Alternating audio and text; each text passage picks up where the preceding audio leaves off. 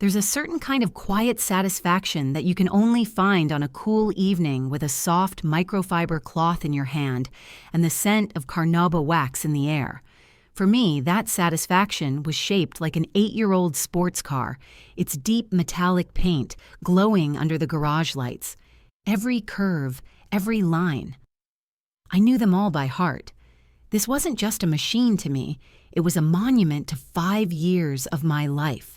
5 years of discipline of early mornings and late nights of saying no to trivial things so I could say yes to this one big important thing. I ran the cloth over the hood, watching the reflection of the overhead lights stretch and warp without a single swirl mark. Perfect. That's the standard I held myself to with this car. It was my baby, my trophy. And as of 2 months ago, it was finally completely 100% mine. I can still feel the little jolt that went through me when I hit submit on that final payment. 60 months. 60 payments, each one a little victory, a step closer to the goal I'd set for myself when I was just 21 years old. The bank sent a confirmation email a few days later, a simple automated message that said the lien was released. But to me, that email was like a declaration of independence. No more bank, no more interest. Just me, the road, and the title free and clear with my name, Cameron Walker, and no one else is printed on it. Finishing the last panel, I stepped back admiring my work. The car looked like it had just rolled off the showroom floor. It was a testament to meticulous care. People were always shocked when I told them it was an 8-year-old model. They'd assume it was brand new or that it was a gift. That second assumption always stung a little. A gift, no. This was the furthest thing from a gift. This was earned. Every single penny from the down payment I saved up by working 2 jobs through college to that final glorious payment 2 months ago came from my own pocket. My parents never co-signed, never chipped in for a payment, never even helped with an oil change. And I wouldn't have had it any other way. Its value wasn't just in its horsepower or its resale price. It was in the sweat equity I had poured into it. I capped the wax, gathered my cleaning supplies, and headed inside. My apartment is small, but it's mine. Just like the car, it's a space I've built for myself. It's neat, organized, and everything in it has a purpose or a story. And on a floating shelf in the living room in a clear acrylic display case sits the beginning of the story. It's a 1/8 scale die-cast model of the exact same car sitting in my garage. Same color, same trim, same everything. It's in mint condition, not because I'm a collector, but because it's been one of my most prized possessions for 14 years. I got it for my 12th birthday. I remember unwrapping it, my heart pounding in my chest. Back then, the idea of owning the real thing felt as distant as landing on the moon. That model was the closest I could get. For years, it sat on my desk, a constant silent reminder of what I was working towards. It even came with a tiny, perfect replica of the key fob, a little piece of molded plastic that felt like a magic wand in my 12-year-old hands. I'd hold it and imagine starting the engine, hearing that roar fill the air. That little toy wasn't just a toy, it was a promise I made to myself. And seeing it there on its own special shelf with the real thing parked just a few feet away, that was a feeling of accomplishment that no one could ever take away from me. The quiet of my evening was broken by the sound of the front door opening. No knock, no hello, just the click of the latch and the confident, heavy-footed stride of someone who believes every door should be open to them. It was my brother Ian. Ian is 18. He just graduated high school. And the world, as far as he's concerned, is his personal oyster, and our parents are there to shuck it for him. He's the golden child, always has been. While I was the quiet, responsible older brother, the one who got a part-time job at 16 and meticulously saved Ian was the charming, athletic one, the one who could flash a smile and get whatever he wanted, report card with a C on it. Oh, the teacher must have been unfair, a speeding ticket. The cop was probably just having a bad day. He floated through life on a cloud of excuses and parental funding, never having to truly work for anything. He strolled into my living room like he owned the place already, scrolling through his phone. He was dressed to impress a crisp button-down shirt, expensive-looking jeans, and a scent of cologne that arrived a full second before he did. "Hey," he said, not looking up from his screen. "I need the car." Not, "Can I borrow the car?" Not, "Are you using your car tonight?" Just, "I need the car." A statement of fact. A demand. I leaned against the kitchen counter, crossing my arms. I knew this was coming. The entitled tone, the complete lack of courtesy. It was classic Ian. "What car?" I asked calmly. He finally looked up from his phone, a flicker of annoyance in his eyes, as if my question was the stupidest thing he'd ever heard. "What car do you think, Cam?" "The sports car." "Your car. I need it." "Need it for what?" I kept my voice even. He let out an exaggerated sigh, the kind that's meant to communicate just how much you're inconveniencing him. "I have a date, a big one, with Sarah. I can't exactly roll up in Mom's minivan, can I? I need something impressive." He gestured vaguely in the direction of the garage, as if the car was just another household appliance, like a toaster or a blender available for common use. And that's when I felt that familiar spark of frustration. It was a feeling I'd known my whole life. The feeling of my hard work being treated as a resource for his convenience. The feeling of my boundaries being seen as mere suggestions. "And you're telling me this now," I said. "Yeah, so just toss me the keys." He made a little catching motion with his hand, a cocky grin spreading across his face. It was the same grin he used on our parents, the one that made them forget he'd missed his curfew or failed a test. It was his superpower, but it didn't work on me, not anymore. And especially not when it came to my car. The car I had just spent an hour polishing. The car that represented 60 months of my life. I thought about the down payment I scraped together. I thought about the winter I drove my old beater with a broken heater because every spare dollar was going toward the car fund. I thought about the relief, the pure, unadulterated joy of making that final payment just 8 weeks ago. And then I looked at my brother, my 18-year-old golden child brother who had never worked a day in his life for anything he truly valued, standing there with his hand out demanding the keys to my dream like it was his birthright. And in that moment, I knew this wasn't just about the car anymore. This was about respect. It was about principle. And I was done letting him walk all over me. I took a slow breath, letting the air out deliberately. I needed to stay calm. Getting angry would just give him ammunition. It would let him twist the story later, telling our parents, "Cameron just freaked out on me for no reason." I wasn't going to give him that. "No," I said. The word hung in the air between us. It was a simple one-syllable word, but in our family, it was a word Ian rarely ever heard. His confident grin didn't just fade, it seemed to shatter. He blinked a flicker of genuine confusion in his eyes, as if he'd asked for the time, and I'd started speaking in a different language. "What?" He asked, his voice a little quieter. He actually looked around the room for a second, as if searching for a hidden camera, as if this had to be some kind of elaborate joke. I said no. I repeated, keeping my voice level, and my arms crossed over my chest. "You can't borrow the car." He stared at me, his mouth slightly agape. The shock was already morphing into indignation. It was like watching a storm cloud form in fast forward. "You're kidding, right? This is a joke." "It's not a joke, Ian. The answer is no." "Why?" He demanded, the volume of his voice jumping up a few notches. "Why not? You're not using it. It's just sitting in the garage. I saw you polishing it. What's the point of having a car like that if you don't even drive it?" I almost laughed. The point. The point was the 5 years of work it represented. I thought about the double shifts I pulled at the restaurant during college.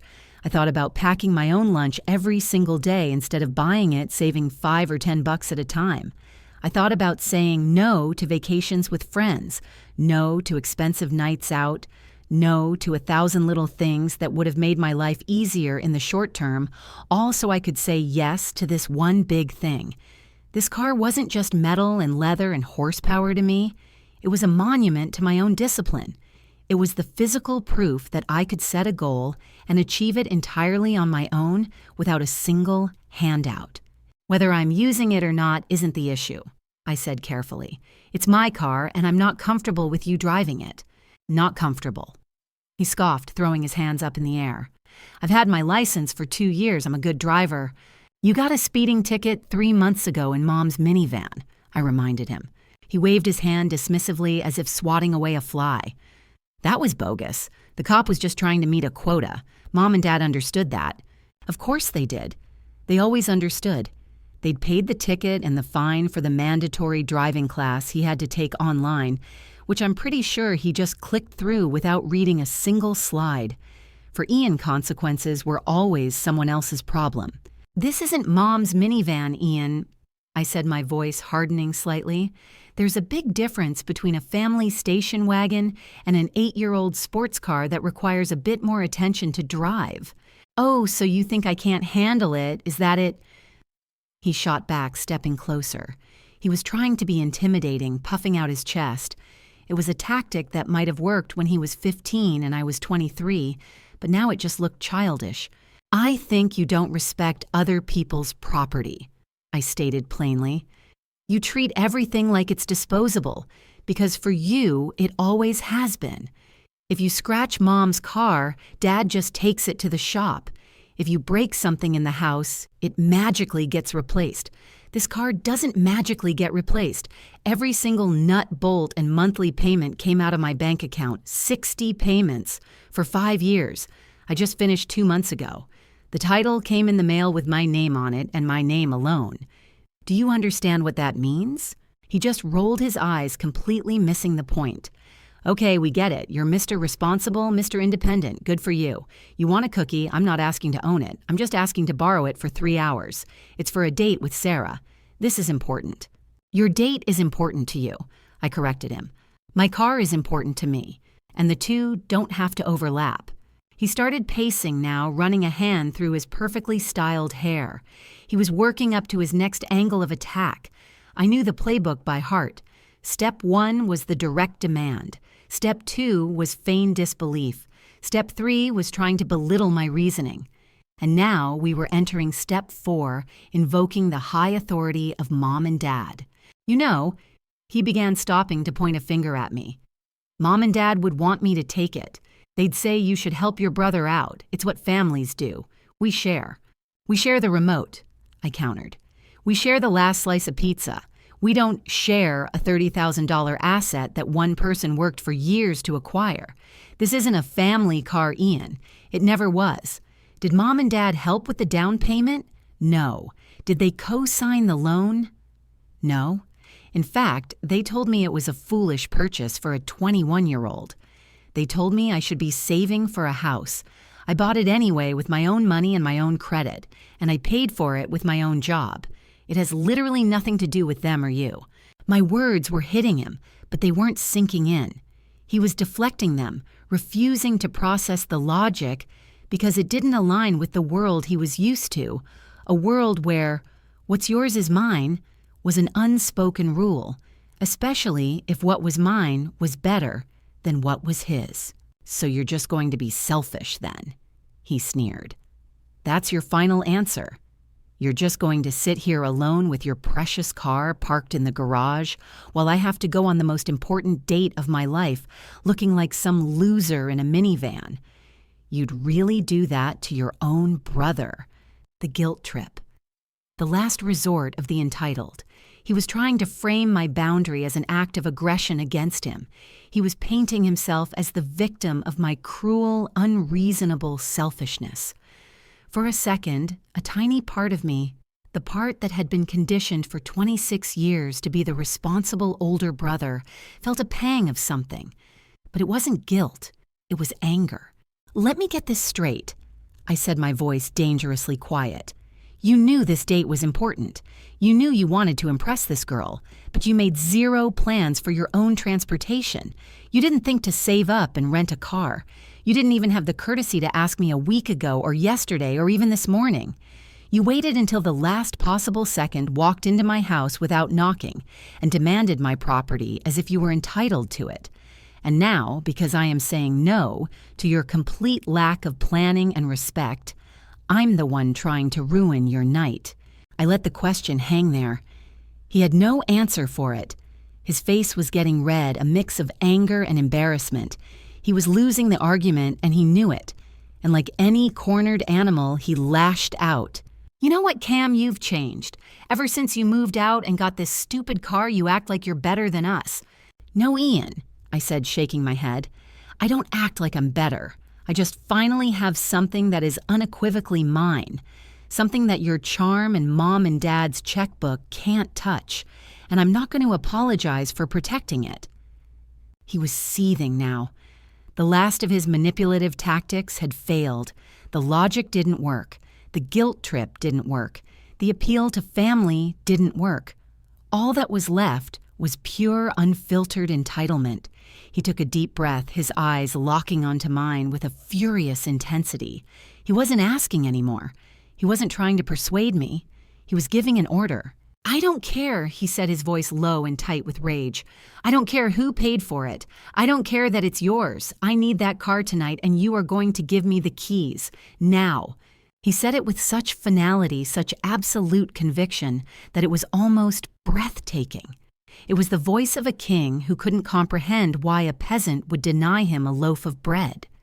In his mind, my ownership was just a trivial detail, a minor inconvenience standing in the way of what he wanted. My 5 years of work, my 60 months of payments, my pride, my responsibility, it all meant nothing to him. All that mattered was his date with Sarah, and that was it. That was the moment. As he stood there, fuming, radiating this aura of supreme, unshakable privilege, I looked past him through the doorway of my living room. My eyes landed on the bookshelf against the far wall, and on the middle shelf next to a few of my favorite books and a small potted plant sat a perfect 1/8 scale replica of my sports car. It had been a birthday gift when I turned 12, 14 years ago. It was a beautiful model, incredibly detailed, right down to the stitching on the tiny seats and the logos on the brake calipers. I'd cherished it. For years, it was the closest I could get to my dream. And I remembered it came with a tiny, perfectly replicated key fob on a tiny metal ring. It had been sitting on my desk for years, a little paperweight, a little reminder of a childhood dream that I had managed to turn into an adult reality. And as Ian stood there, red-faced and demanding, "Just give me the keys," a slow, quiet, and absolutely perfect idea began to form in my mind. A wave of calm washed over me. I wasn't angry anymore. I wasn't frustrated. I was about to teach my golden child brother a lesson he would never forget. A lesson in specifics. A lesson in listening. A lesson about the difference between what is earned and what is simply taken. I held up one hand, a gesture for him to wait. "You know what, you're right," I said, my tone shifting completely. It was calm, agreeable, almost serene. Ian's angry expression faltered, replaced by a flicker of triumphant confusion. I am, yeah, I said, giving him a small, unreadable smile. "You said, just give me the keys. You didn't specify which keys." And with that, I turned and walked slowly, deliberately toward the bookshelf. My footsteps on the hardwood floor were the only sound in the apartment. Each step felt heavy, measured.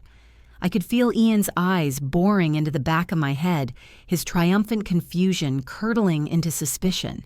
He didn't know what I was doing, but he knew the tide had just turned. I reached the bookshelf, and my hand went straight to the middle shelf, my fingers brushing past the spine of a worn paperback. There it was, the 1/8 scale model of my car. It sat on a small acrylic stand gleaming under the warm light of the living room lamp. It was a perfect replica, a testament to the dreams of a 12-year-old boy. And sitting right beside it on a small felt pad to prevent scratches was the object of my mission, the miniature key fob. It was maybe an inch long, made of plastic and metal with tiny, non-functional buttons molded into its surface. Attached to it was a minuscule metal ring, just like the real one. I picked it up. It was practically weightless, a ghost of a key in my palm. For 14 years, this little trinket had been a symbol of a distant goal. Now, it was about to become a tool for a very immediate lesson. I closed my fingers around it and turned to face my brother. Ian was standing exactly where I'd left him, his arms crossed, a deep frown creasing his forehead. The victorious smirk was gone, replaced by a look of pure bewilderment. He watched me walk back toward him, my expression completely neutral. I didn't smile. I didn't gloat. I just let the silence stretch, letting his own entitled mind try to fill in the blanks and fail. I stopped directly in front of him, so close I could see the frantic pulse in his neck. His eyes darted from my face down to my closed fist and back up again. He was trying to read the situation to regain control, but he had no frame of reference for what was happening. In his world, confrontations ended in one of two ways. He either got what he wanted through charm or through a temper tantrum. This quiet, calm defiance was a language he didn't speak. "What is this?" He finally managed to say, his voice a low growl. "Some kind of game." "No game." I replied, my voice even. "You were very clear. You said, 'Give me the keys.'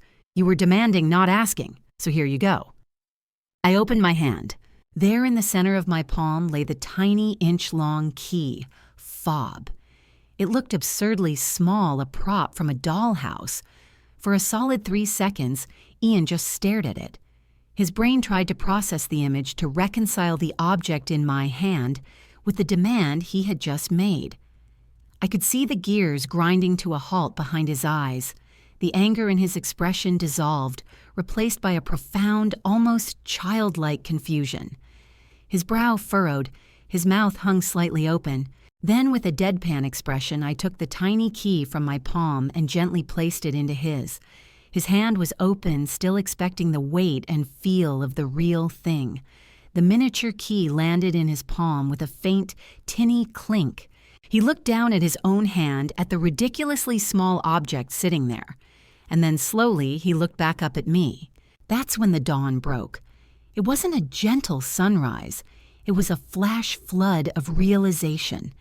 The confusion vanished, replaced by a wave of pure, undiluted humiliation.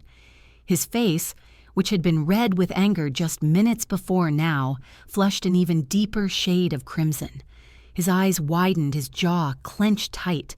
I hadn't just said no, I had fulfilled the literal, exact wording of his demand, and in doing so, I had shown him exactly how little I respected it. "Is this a joke?" he whispered, his voice cracking. I didn't answer, I just held his gaze. His humiliation quickly boiled over into rage. It was the explosive anger of a spoiled child who has just been told the world does not, in fact, revolve around him. "Are you serious right now? You think this is funny?" he shouted, his voice echoing in the small apartment. He gestured wildly with the hand holding the tiny key. "I have a date, Sarah is waiting, and you pull this. You're trying to ruin my night." "No, Ian." I said, my voice still dangerously calm. "Your night was ruined the moment you decided you were entitled to my property. You didn't ask. You demanded. You didn't respect my 5 years of work. You dismissed it. This," I said, gesturing to the toy key in his hand, "is the exact amount of respect you showed me. You wanted the keys to the sports car. Well, those are the keys to the sports car, on my bookshelf." He was speechless. He opened his mouth, then closed it again, sputtering. All his usual weapons, charm, anger, guilt were gone. He had been so sure of his power, of his position as the golden child, that this kind of creative refusal had never entered his mind. While he was still processing his defeat, I turned away and walked to the small bowl on my kitchen counter. From it, I picked up my actual keys, the real ones. They felt heavy and cool in my hand, a solid, tangible symbol of my independence. The metallic jingle as I lifted them was the sweetest sound I had ever heard. It was the sound of a boundary being drawn and held. I walked back towards the front door, jingling the keys lightly. I had to walk right past Ian to get there. He stood frozen in the middle of the room, his arm half raised, the miniature key, still resting in his palm like a tiny trophy of his own arrogance.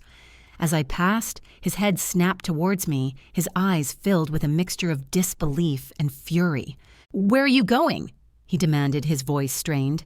I paused at the door, turning to look at him one last time. "Out," I said simply. "I just finished paying off my car 2 months ago after a 60-month loan. I think I'll take it for a drive." I didn't wait for a reply. I opened the door, stepped out into the cool evening air, and closed it firmly behind me, leaving him alone in my apartment with his rage and a useless piece of plastic. The walk to my car was the best walk of my life. Every step felt light. The adrenaline from the confrontation was being replaced by a deep, profound sense of satisfaction. It wasn't just about winning an argument. It was about standing up for myself, for my work, for the principle that you don't just take things in this life. You earn them. I slid into the driver's seat. The familiar smell of the leather interior was a comforting embrace. This was my space, my achievement. I put the real key into the ignition and gave it a turn. The engine roared to life. It wasn't just the sound of an 8-year-old sports car. It was the sound of freedom. It was the sound of 60 months of car payments, of late nights at work, of careful budgeting, of saying no to other things so I could say yes to this dream. It was the anthem of my own hard work. As I backed out of my parking spot, I glanced up at my apartment window. The lights were on, but I couldn't see him. I pulled out onto the street, and as I drove away, I looked in my rearview mirror, and there he was. The front door had opened, and Ian was standing on the porch, illuminated by the single yellow light. He was just a silhouette, slumped and defeated. In his hand, I could just make out the glint of something small. He was still holding the toy key. I turned my eyes back to the road ahead and pressed down on the accelerator. The car surged forward, leaving my brother and a lifetime of entitlement behind me. I didn't know where I was going, but for the first time in a long time, I felt like I was completely, unequivocally in the driver's seat of my own life, and it felt incredible.